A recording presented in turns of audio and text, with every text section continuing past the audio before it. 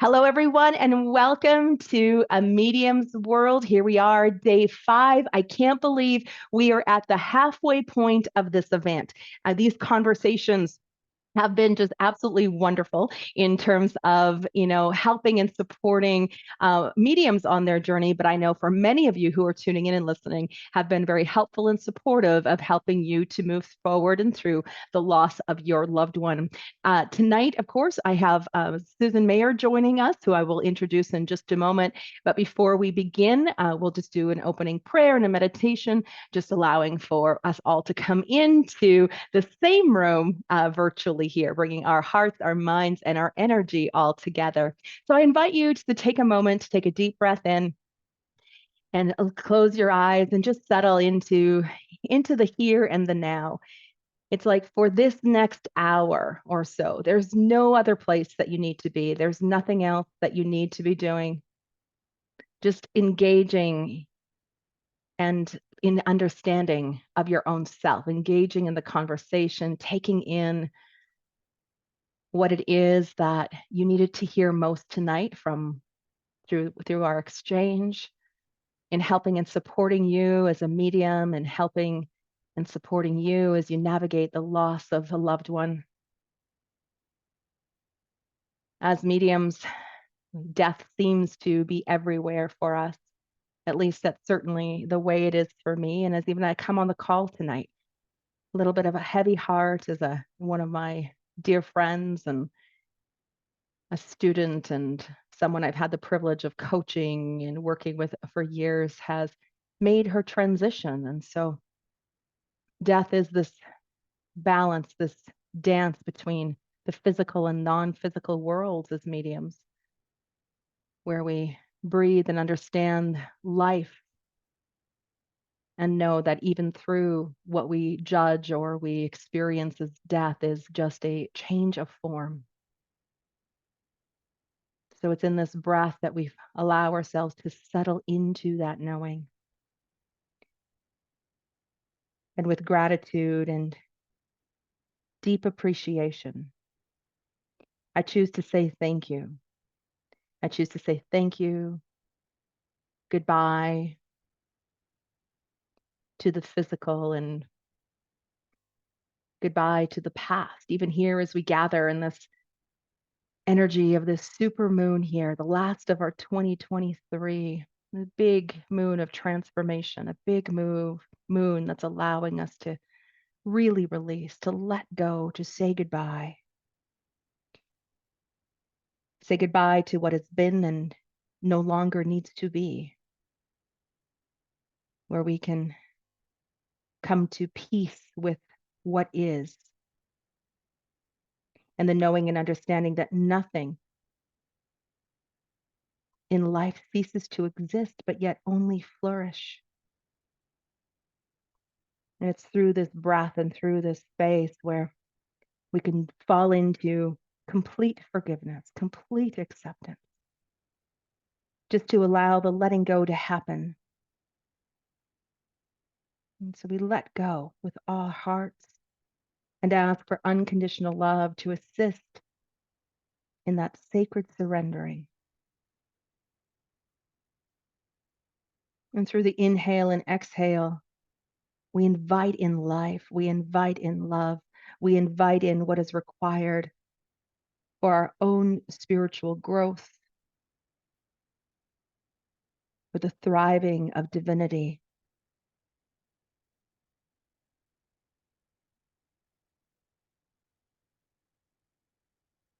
And with the breath that allows us to be in this present moment, for it's in this present moment where life thrives, and that we be granted and gifted thriving grace, where we can choose to allow our consciousness to rise up and to trust in the benevolent divinity of our angels, our guides, our loved ones on the other side who are helping and supporting us to see our way through.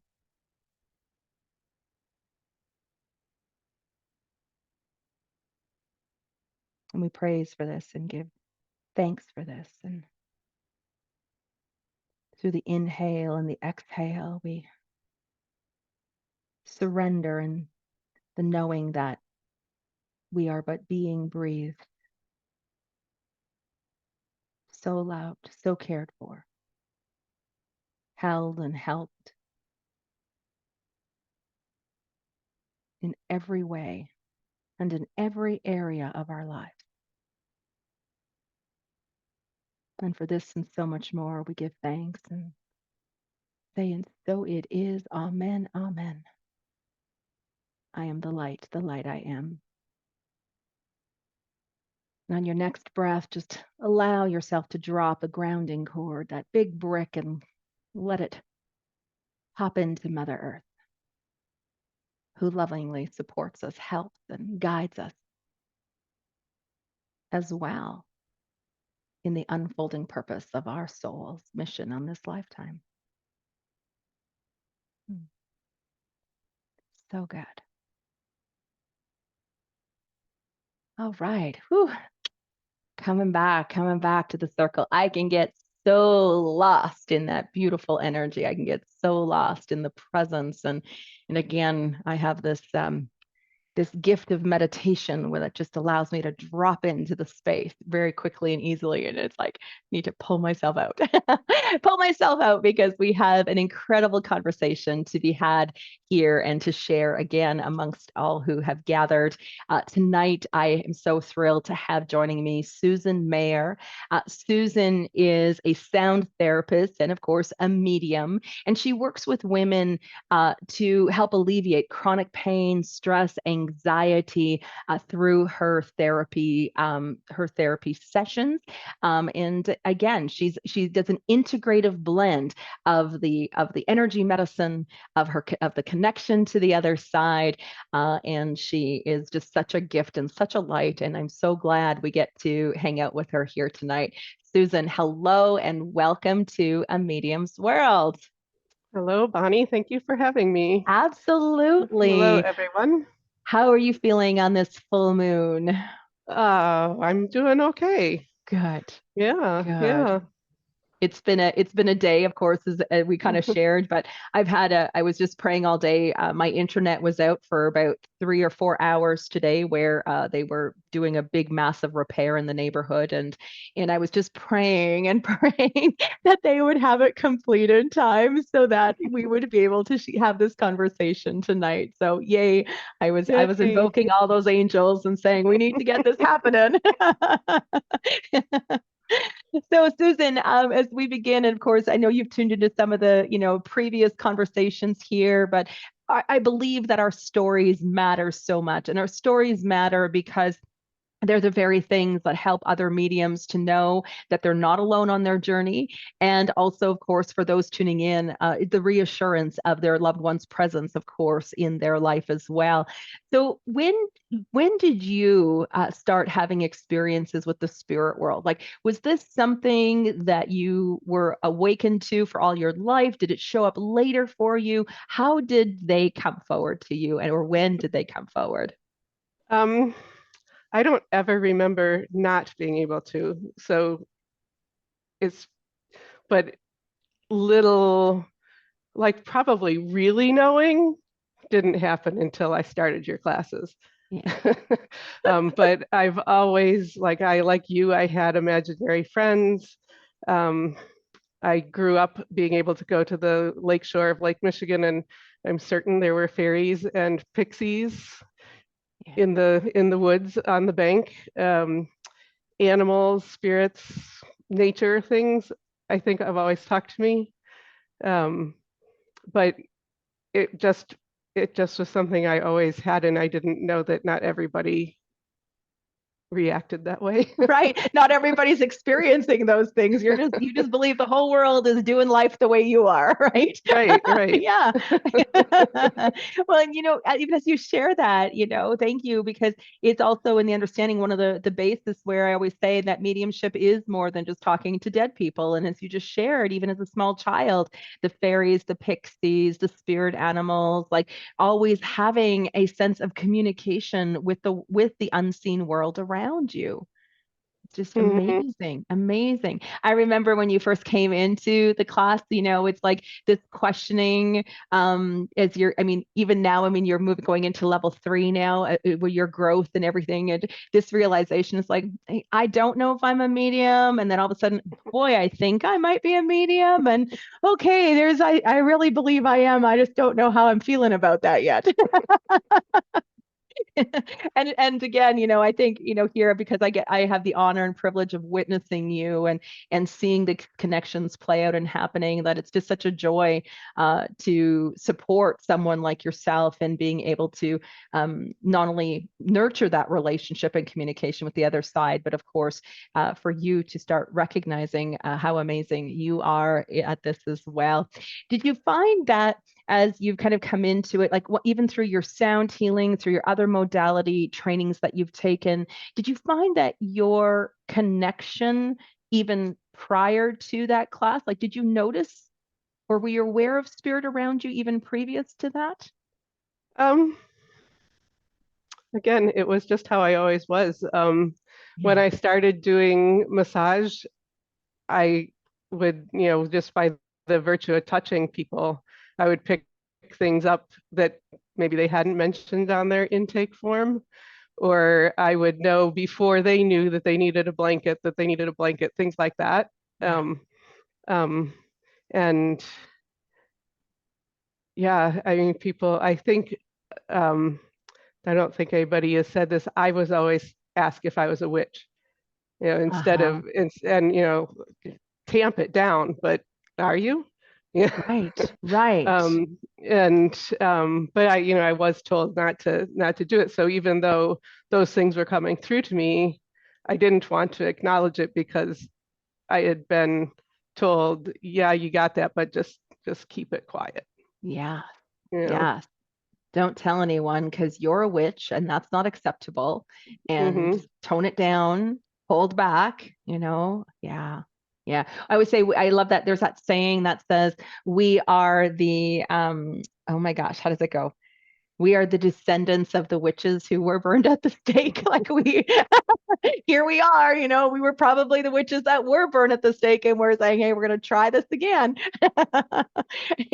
So I actually own my witchy ways. To me, it can be have somebody come at you and say that about you can be very wounding and hurtful. And it can be something that can cause a lot of fear, and even question for yourself. Like, did you question whether their judgment? Like, did you feel like, oh, hang on, maybe I am a witch, maybe I shouldn't be doing this?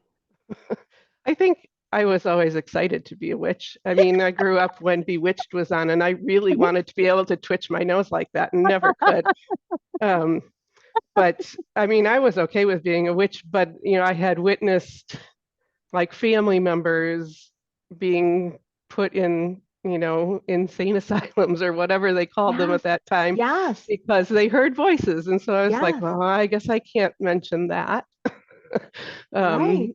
So it's, fear, I guess, has permeated all of it. But I mean, I wasn't upset that I had it, but I knew that nobody around me wanted to acknowledge it. Right. It's interesting you bring that up too, in the terms of it. I had an uncle, where I realize now that he was very tuned into the spirit world, but he talked out loud to himself all the time. Like he was constantly talking to these people around him, and yet we all thought at the time, didn't understand the fact that he was a medium, and it's where so many mediums do get hospitalized for this. That there is beliefs of it, that there's mental illness. It's not saying he didn't have mental illness, because that's another story for another conversation. But it's the very fact that this is also a part of the world. And when this is sometimes not acknowledged or developed or realized for individuals, people can actually be hospitalized for this, that they can be, I know a lot of mediums who have gone into psychiatric care because they couldn't function because of their sensitivity to the non-physical world, and really did believe that they were crazy. And Hmm. so a lot of it, that's where, again, I don't kind of like not really going to go to the doctor and tell the doctor that I'm, seeing dead people or I'm talking to dead people. There's that fear there because it's a reality. It is what happens to a lot of mediums.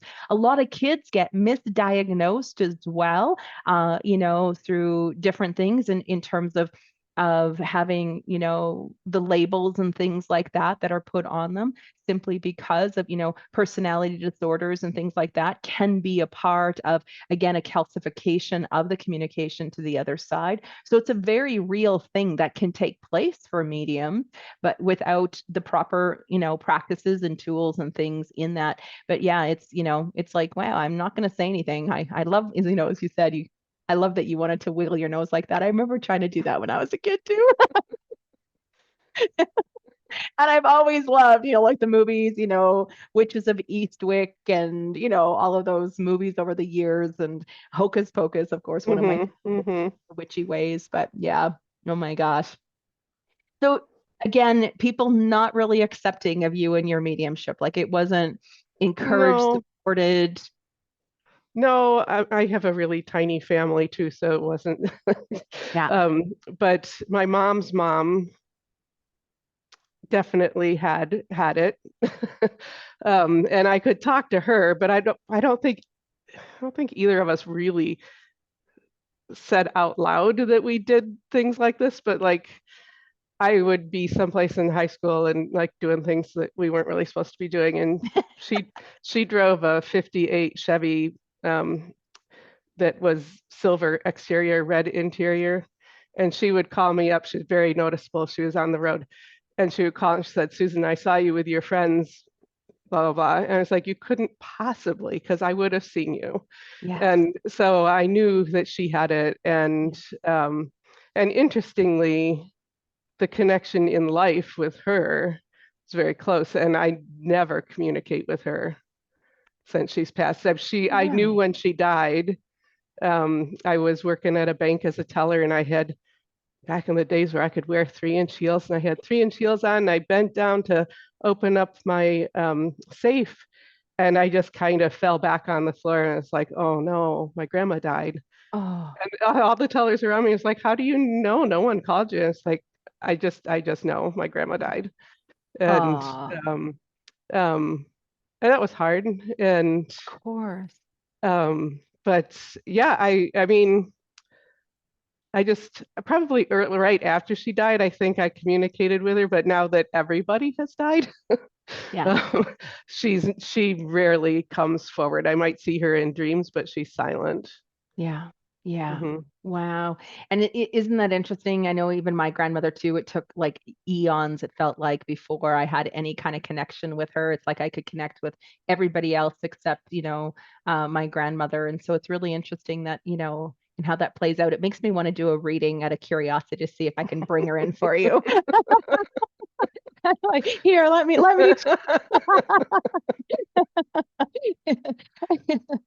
I and thank you so much for sharing in that too, Susan, because the other thing about it is where we as mediums, there are things that we know that we wish we didn't know. Like you in that moment, you just knew your grandmother had died. It's not something that you had expected to know. It was just it was something very visceral. It was a kinesthetic experience that you had in your body, and that claircognizant just said, wow, this is what's happened. This is that. And there's things that we pick up on. There's things that sometimes we can be privy to, and of what we wish we didn't know. I had the same experience even with my brother-in-law when he was going. Like I didn't want to know that he was going. I wanted by all reason and accounts to be able to support and advocate for his health. And while they were doing life-saving measures for him, he's telling me that he's going. And I didn't like knowing that ahead of everybody else. Like it's just, but you can't help it sometimes. I think where we are given such in that, as difficult as it is to know ahead of time, that's a gift for us because it allows us to process our own grief ahead of time, being able to find our own breath and our own sense of acceptance with what's taking place, so that we are in a position so that we can then now help other people you know, in Mhm. the process, be there for our family, etc. So I always find that it's almost like we're a little bit ahead of in the grieving process, compared to sometimes those around us. So Yeah, yeah. and my other grandma, who I didn't notice that she had that during her life, but she wore really strong perfume, and she was the first of my grandparents to pass. And I remember I was living with my grandpa at that time. My parents had moved out of state, and grandpa was at the cottage, and so I was at his house alone with the cats. And all of a sudden, the entire room filled up with grandma's perfume. And Wow. so I called my other grandma. I was like, Grandma Mears in the room. I smell her perfume. And she's like, grab the cats and come over. So I don't know what we thought, that she couldn't, transfer her smell from her house Right? to Smitendorf's house. But yeah, and then she would, like, on her birthday and on the day she died, she would gather a cat. So our cats would die on. Oh my gosh. um, and I haven't, knock Oh on wood, God. since 2017, I haven't smelled her. But excuse me, the day my dad died, my girl cat was also very sick. And I came down the stairs on my way to work and I smelled her and I just like, Grandma, no, I'm Mm, not ready for you to take Amy yet. It's like, yeah, please don't take Amy. And then while I was working, I got the phone call that my dad had passed. I was like, honestly, that was not a good trade-off. right. Um, Yeah. Yeah. but Our loved but ones can be messengers in that way, in saying that, just giving us the heads up. They've come to help in the crossing of someone we love. And it's like to let us know that they've, I've got them. Like I'm with them. mhm, I've got them. And it's a gift, but in the same sense, it's like, oh my gosh, it's like you just dread now smelling your grandmother's I perfume, because know. it's just like, oh no, who's Yeah. going now? Who's Yeah. next? Yeah. Who's next? Yeah, who's Uh-huh. next? Oh my Yeah. gosh, girl. Yeah. Oh my gosh. Yeah. Yeah. Yeah. And I think it's so interesting too. I chuckle. It's like, grab the cats and come over, because here again, it's like, spirit, walls don't stop. It doesn't stop them, right? Our boundaries do, but certainly not our physical walls or locations. So yeah, wow, wow. Oh my goodness. Do you find, if you sense or feel spirit with you, like even now, do you get scared? Like, is it unnerving for you, or have you kind of settled into, oh, okay, I just got I've somebody hanging out with me? I've pretty much settled into it, but I don't really want to smell her perfume. For sure not. Um, Exactly. For sure not. but Yeah. like, my mom flickers the lights. That's my mom's thing. Yeah. My dad comes in a dog, usually a great big white dog. Like Yeah. 2 weeks after he died, this man, I was with a friend down in Chicago, and this man walked by with two giant white dogs, and the one ignored me, and the other one put his paws on my shoulder and looked straight in my eyes. And after, I was kind of in shock, and my friend said, I think that was your dad. And I was like, I think you're right. Yeah. And he has come several times in forms of a dog. Um, Wow. Wow. so, and interesting, because he was probably the biggest non-believer, and he was kind of the first one to come after Yes. he passed. So, Yes. um, Oh my gosh. um, And spirit loves to use animals to get our connection, to connect with us, to communicate, to let us know of their presence. And it's so interesting, so just curious, did your dad love dogs when he was alive? Like, were dogs his thing, or just he so had curious? dogs the whole time he was growing up. Yeah. The dogs didn't always like him. I think he liked the dogs, but he had one dog who, it was like, he was an only child, and the dog and him were kind of like siblings. Like, if the dog got into the car seat first, there was no way my dad was getting in to that. Wow. Like, the dog was like, front seat. Um, but and we we had cats when I was around.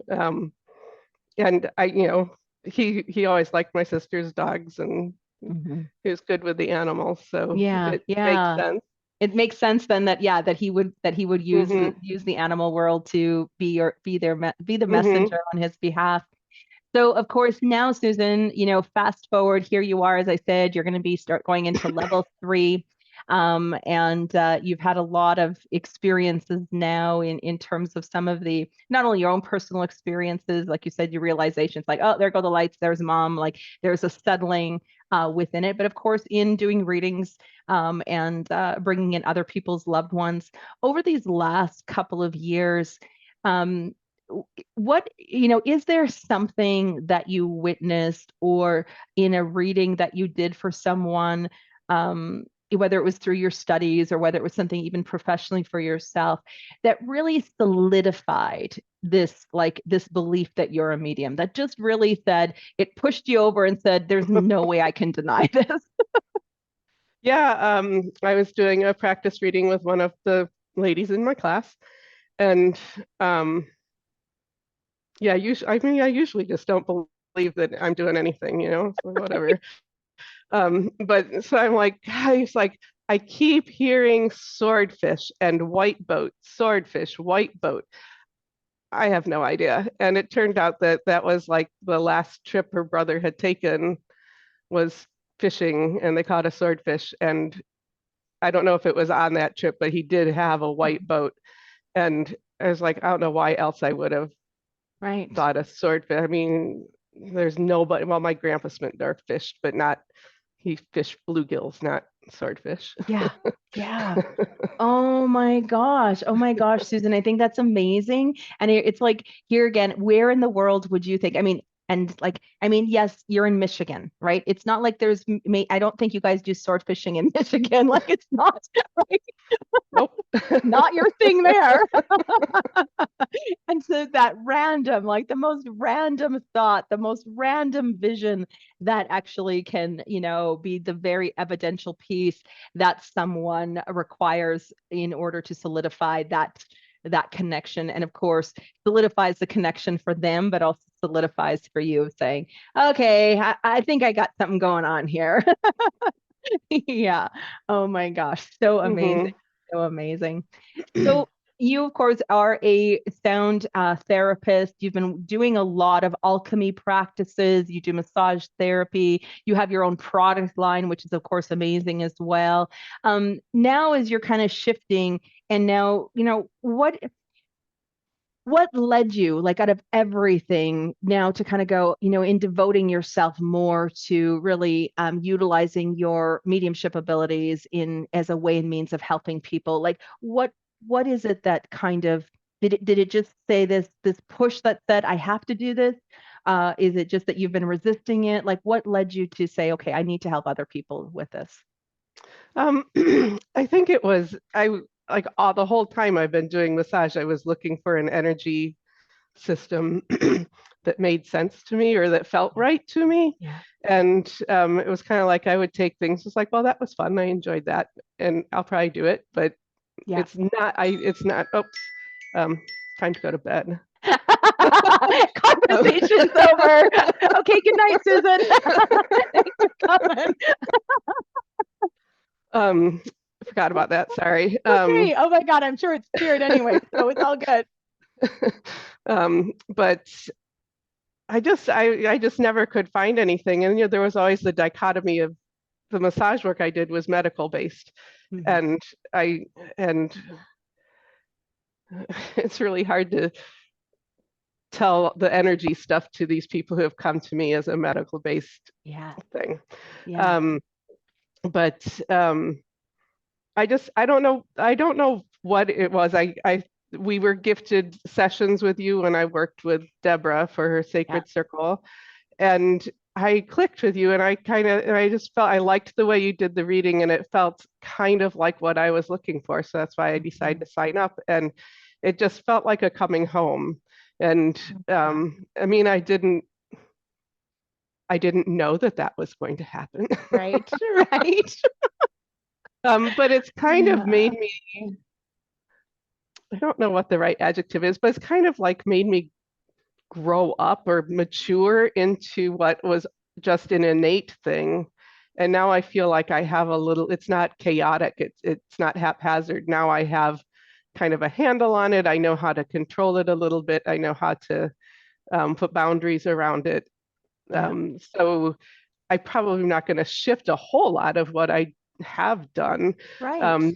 because it's just always been a part. But now I have a better, like it's in boundaries, I guess is the. Hmm.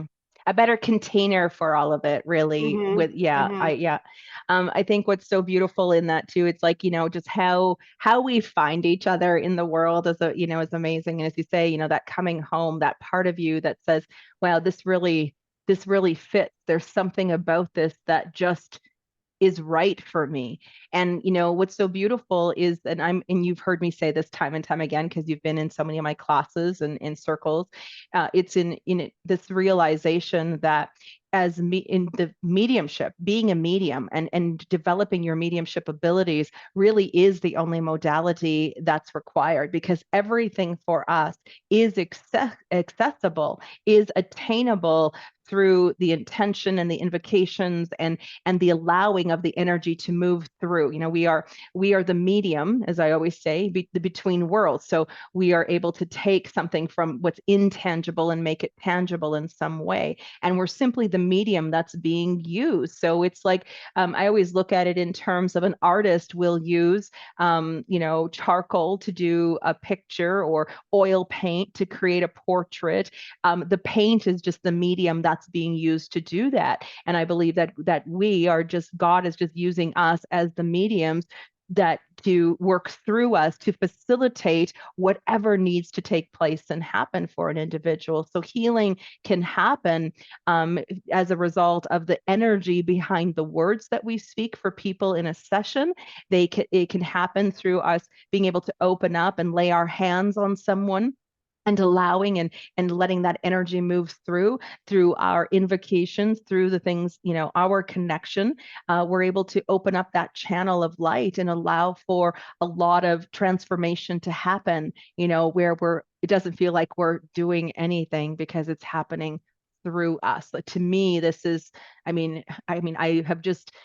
I've gone from incomplete resistance to being a medium to frickin' loving the fact that I am, and that I get to have access and to help people in all of these ways that I get to, simply because of an openness and willingness for this to happen, of God, for God, and through God, and for the highest and greatest good. And it moves through me. It's an energy that moves through me instead. So I say that, as mediums, not only is there healing available in the words we speak in our sessions, our presence can be healing. It's simply the vibration, the light that moves through us. We just simply need to accept and show up in some way. We just show up. Yeah, yeah, so amazing, so amazing. What do you think has been I know the answer of this, but I know just, in sharing Ooh, everyone I else. hope I answer the right. Exactly. All of a sudden you're having a test now, Susan. What's been your biggest challenge for you in stepping forward as a medium, in being able to move through your development? What's been your challenge? Trust. Hmm. Did I Yeah, answer right? you did. You absolutely did. Yeah, yeah. Yeah, trust is definitely the biggest, and telling the fear to sit over there and you know Hmm. go away.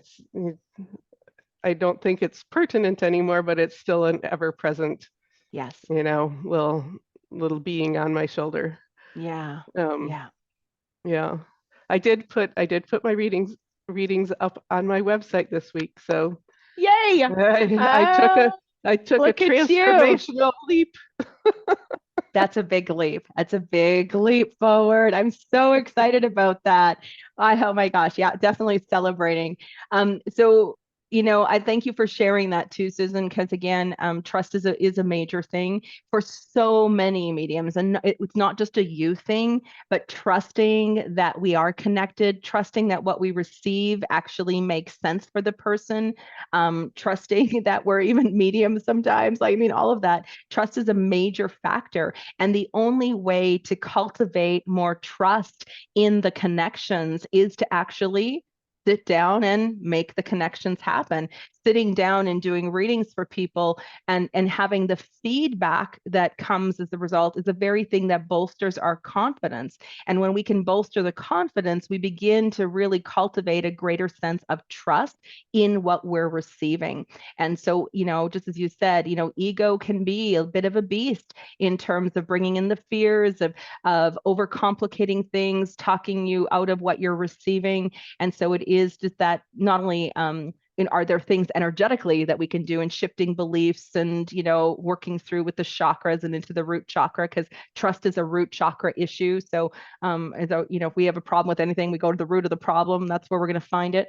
And so being able to work and do the healing that's required in that is an important part of it. But it also comes from the sessions, whether it's through the development and the accountability assignments that you have in doing the readings. It's where you begin to, like any relationship, think of somebody new in your life you're just meeting. You don't necessarily trust right away. Trust is like you have to get a feeling for each other. You have to have a few conversations. You've got to begin, creating an intimate connection in order for trust to be fostered. And it's no different with the spirit world.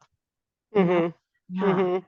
Yeah. And I've started I haven't done a whole lot of readings recently, but one of the things that I've been doing is I don't really know the archangels very well. Yeah. So when on my day at the cottage once a week, I pick an archangel and whatever color they emanate, I walk the beach and find stones that are their color. It's a real big challenge when you get the blue people, because there isn't a whole lot of blue on the beach. But right. We're going to learn more about those blue people in level 3. But it's just trying to find, fun ways to, because I also have been told many, many times that I need to have more fun and joy in my life. So I was trying to find fun ways to, when I'm not doing readings, to keep the connections going. Yeah, such an important part of it is being able to develop those relationships with our team, with our spiritual helpers on the other side, and to have fun with them. And again, that energy of joy is much easier for them to connect with us in an energy of joy than it is for them to try to work with us when we are in distrust.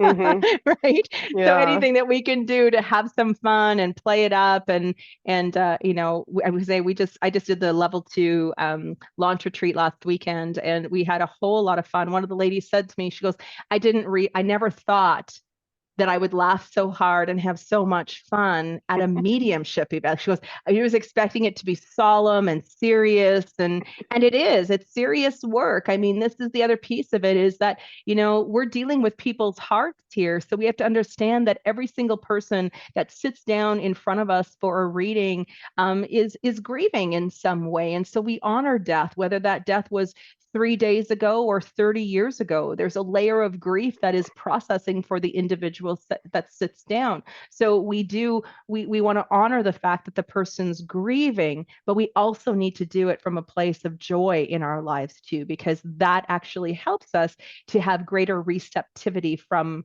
the spirit world. That energy is more supportive because they exist in a higher vibration than we are. So if they're here in a high vibration and we're here, they have to lower their vibration and we raise ours up a little bit to meet them, but they've got to usually come down quite a bit in order to connect with us.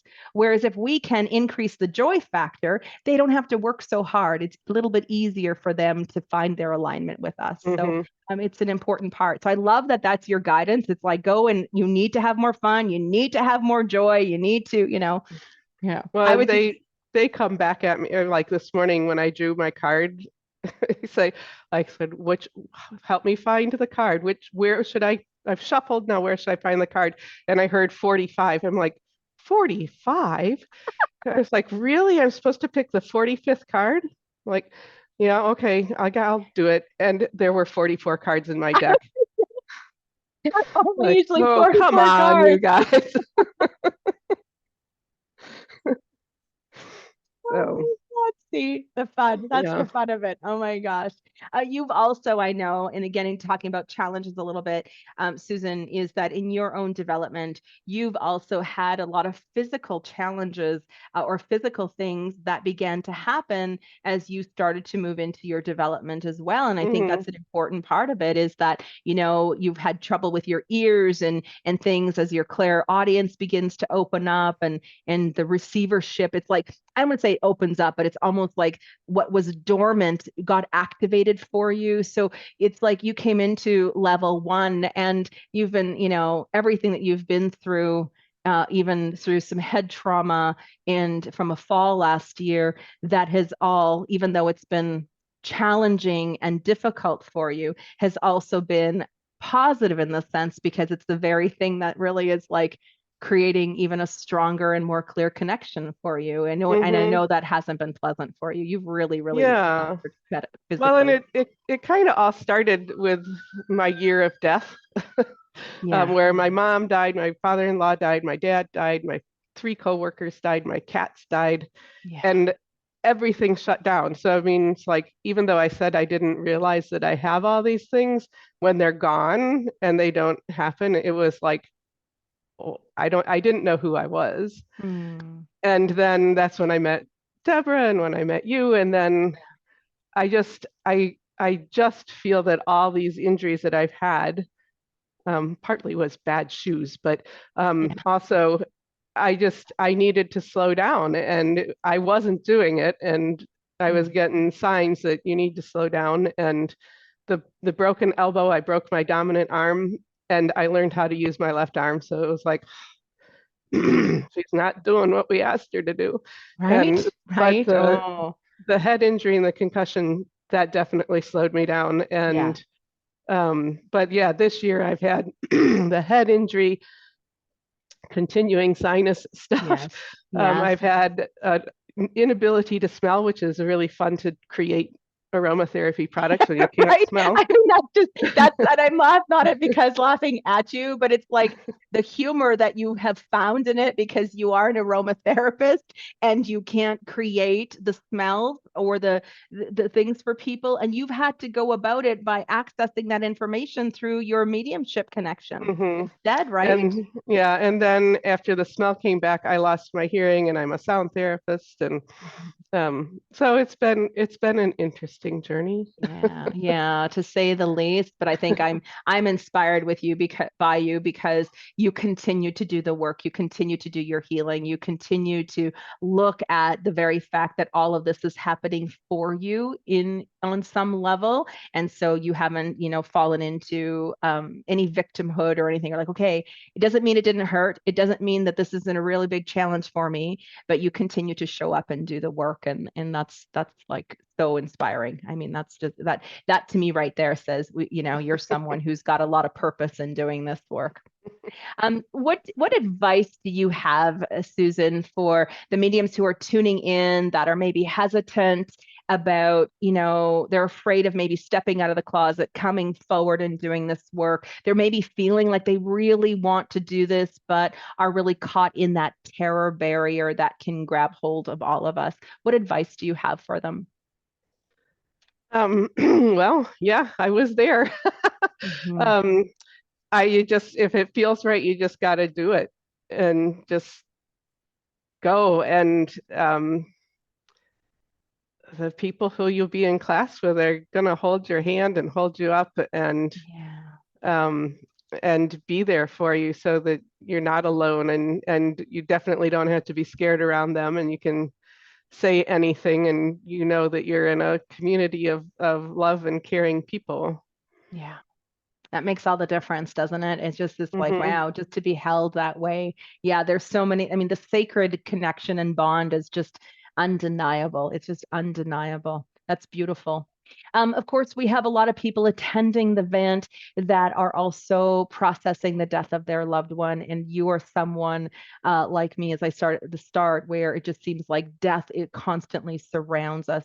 And for mediums, it goes without saying, we're always dealing with death in some way. We can be having lots of conversations about life after death with people. We might have people who are close to us who have had a lot of losses, or we've experienced a lot of personal loss loss. And you're someone, as you said, you've experienced a lot of personal loss. I know I certainly have too. And, we understand that the grief associated with that. We know firsthand how difficult it is. And so for those attending the event, what advice do you have for those who are dealing with the loss of a loved one? I think what other people have said earlier this week, to watch for signs. I mean, I'm really grateful for my dad hopping into that giant white dog. Yes. um, my mom's death was expected, my dad's death wasn't, and none of them are easy. I mean, even if you're expecting, and they're in hospice and stuff, it's not easy, but I think just again, if you're here, you probably would address your issues to a medium. Right. And Right. I was fortunate that in my astrology classes there was a medium, and so I had her to call when my dad died, and I was like, Yeah. I had so many things I needed to say yet. Right. And Right. and I do constantly babble at everybody, but it was nice to have the channel with her to get validation that the things I was saying were landing on somebody, on him, Of and course. and but I think, the signs, um I think, everybody has to find their own path through their grieving. I mean, I think it's the only time in my life I've ever felt depressed. I've Yes. been around a lot of depressed people, but I never quite understood it. And it was the only time that I ever had felt that way. And it was really just like through the talking with my medium friend and talking with friends. But I also went to one of my first sound immersions during that, and there was something about the vibrations that cut through so that I was still having the like tsunami waves of grief, Yes. but they weren't quite as impactful, and I knew I could move on. And Yeah. so I think maybe don't think of grief as just a one channel journey, that it's integrative, that there's different things that are going to cut through and raise you up. But I did definitely find having somebody to talk to and tell me I wasn't crazy, and Right. and I liked what other people said, was to like actually ask for a sign instead of, Yeah. because I mean, feathers wouldn't have made any sense to my mom. Was terrified of birds. Feathers wouldn't have come from her. Right. Right. Yeah, I get that. Yeah. Yeah. Yeah. But different things that it's like, and just having that kind of that gut feeling. It's like when the sign came, I was like, that's it. That's my dad. That's my grandma. Yes. And Yeah. trusting, trust, And trusting, trust, exactly. trust. Yeah, that 5-letter word that it defies us all sometimes. I thank you for sharing that, and I think it's such an important part. I love that you said, everyone's journey through grief is different, but it's an integrative approach to grief that can really help. The talk therapy, the going to a medium, as you said, you did some energy healing. Even if you don't, immediately understand what's taking place, there is a shift because of that vibrational sound therapy that can absolutely help to raise you up and out of what has been some of the suffering around it. And in grief, grief asks us to stop what we're doing. We can go to work when we're sad. We can go and do family functions or even social events when we're sad. But when we're grieving, life, we need to honor that. Life kind of stops. And so, for me, I always tell people, you need that sacred time to just to take care of yourself in a way that maybe you've never allowed yourself to be cared for before. And I think that honestly, my biggest belief is that when someone is grieving, they should have the biggest permission slip that says they get to say what they want, they get to act how they want, they get to do whatever they want to do simply because there's no way to process some of that emotional upset otherwise. And so, you know what? Let them say what they want. Like, just let them, it's like, let's just honor them for the fact that they're grieving, and just let them say the shit that they need to say and get it off their chest so that they can know their healing and their wellness again. I just feel Mhm. that every single person just needs a little bit of break. I think that sometimes we as individuals or even as a society can put on way too much pressure for people to get over their loss or get back to work or whatever it is. And I just feel like we need to look at how do we support those who are grieving and release the expectation so that they can find their healing. You can look back Mhm. into a lot of the different cultures and different um and definitely not our society, but different cultures, where when someone is hurting in a tribe, instead of isolating them and leaving them alone, everyone gathers around them Mhm. and loves them and just lets them be cared for. They're held, they're prayed over, they're just attended to. And I think that we do that within the initial first days, but in those other tribes and those other societies, they do that for like however long the person needs to do it. There's Mhm. no rush. There's no Yeah. rush. you Yeah. I know was actually told by one of my supervisors that I'd had my 4 days of bereavement, so get over it. oh my God. So, Oh my God, um, Susan, I'm so sorry that that happened to yeah. you. That's terrible. So it's, we aren't a good culture for taking care of our moms or our grieving people. No, agreed.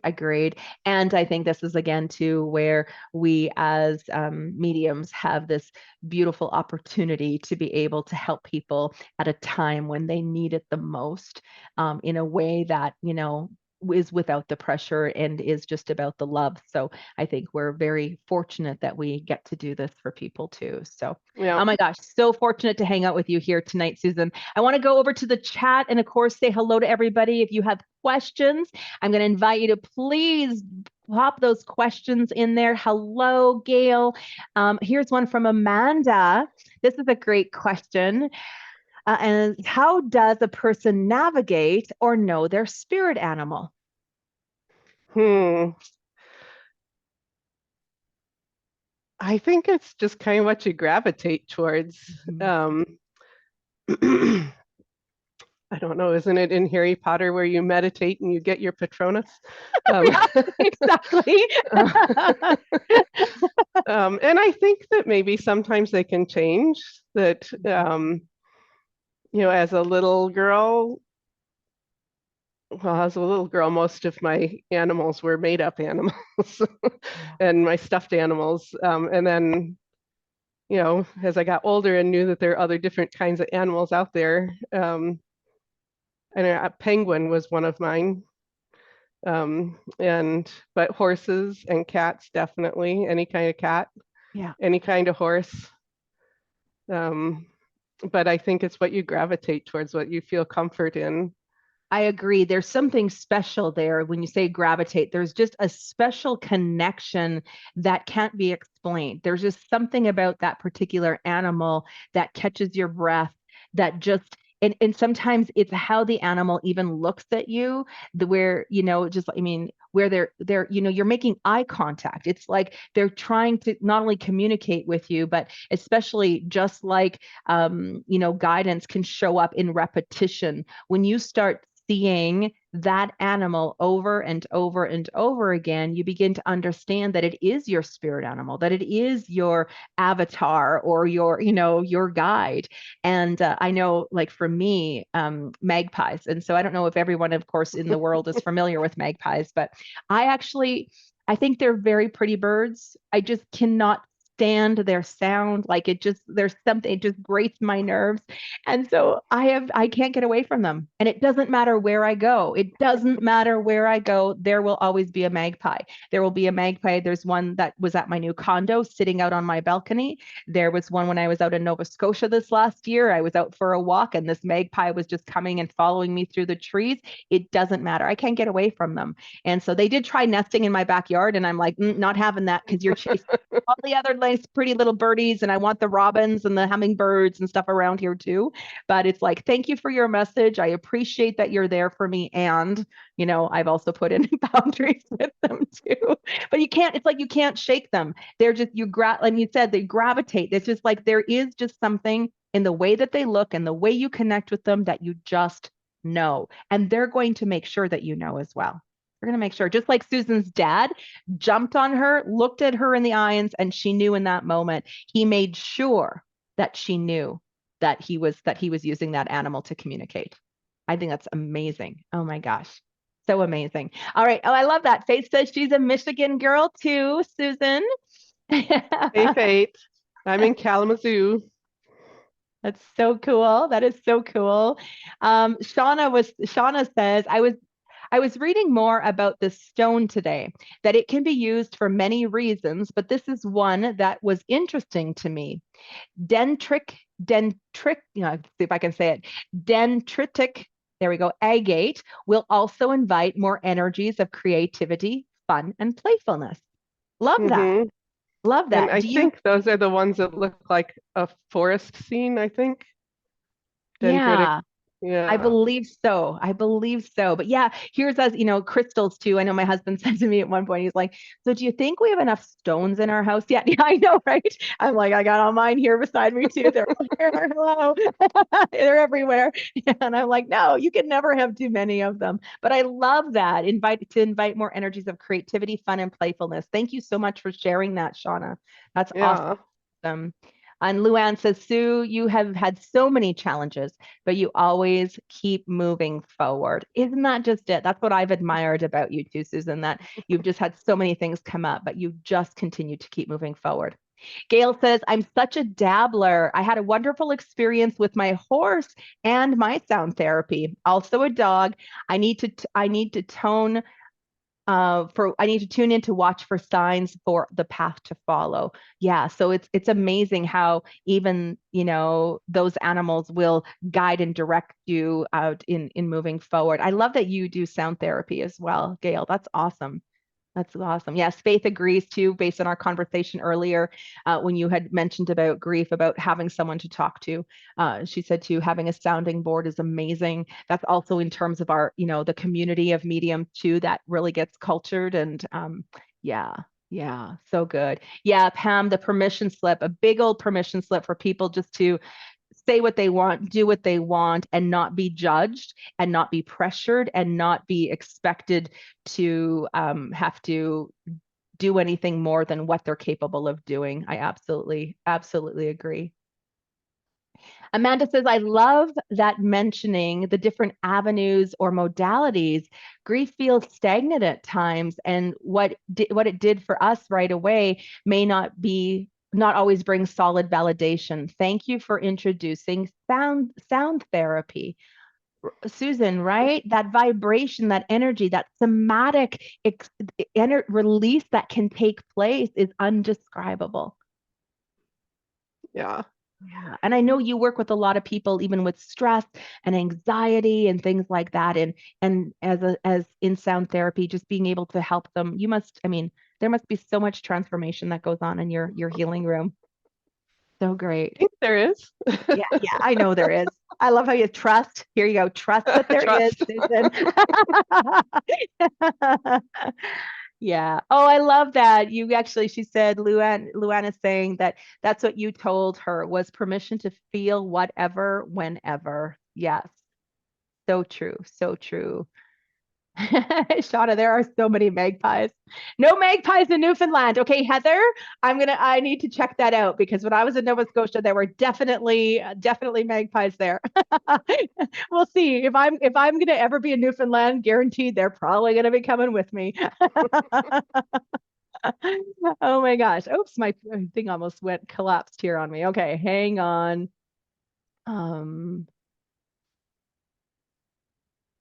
Becky's asking you, Susan, what is your favorite thing about being a medium? Oh, Becky. Like, what's my answer to that? So good. She's probably laughing. I know. I don't know. I just think it's so much fun to I like talking to people that nobody else can see. And being able to talk to animals. So the readings with the dogs that I did were so much fun, and just I don't know, it brings joy to my life, and God knows I haven't had a whole lot of that. So Yeah. I don't know. It's fun, and I guess it's kind of the same as doing the massage or um the sound or whatever else, that especially with the massage. I mean, I worked with musicians who had been to doctor after doctor after doctor and had been told quit playing. Well, that's not an option for a professional musician. And then to have them see results within one session because I actually listened to them and critically thought about the whatever was going on. And it's brings satisfaction, but to me, but also just that I think just to have somebody who listens, because we're not good at that either as a Yeah. culture. Right. So being able to listen and bring something forward that helps somebody lighten up or let go of whatever is weighing their shoulders down. Yeah. Yeah. Oh, isn't that just it? Oh my gosh. I so agree. People are just saying you are so resilient. You are so inspiring, Susan. They agree that, the sound therapy is just undescribable.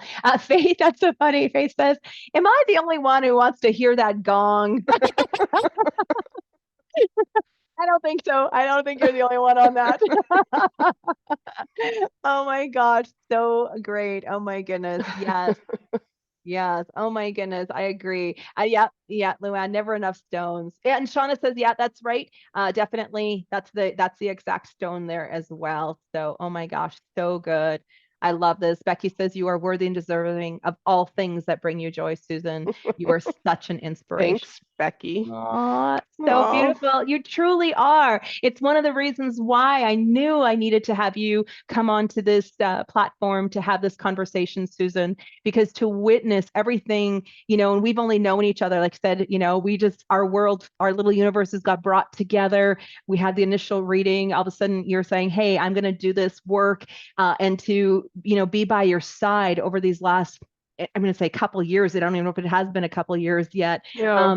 And just to witness your ability to continue to move forward in the choices you make, and of course in that undeniable connection with the spirit world. And so it is because of your willingness to not only continue to move forward, but because you continue to show up and do the work. And I've just witnessed so many amazing things that is that you inspire me, and I knew you absolutely would. Your story would absolutely be inspiring for everyone joining in here Thank as you. well. Thank You you. bet. You're so welcome. So Oh, thank you to you're absolutely to welcome. everyone, to Susan. Thank you to everyone for tuning in here tonight. I'm really excited. Tomorrow night, of course, another wonderful guest. I have Teresa Macedo that is going to be coming forward. She too is a energy sensitive and an astrologer. And of course, she's got the whole talking to dead people going on for her too. So we looking forward to that as well. So God bless everybody. And I look forward to seeing you tomorrow night here on Medium's World. Bye for now.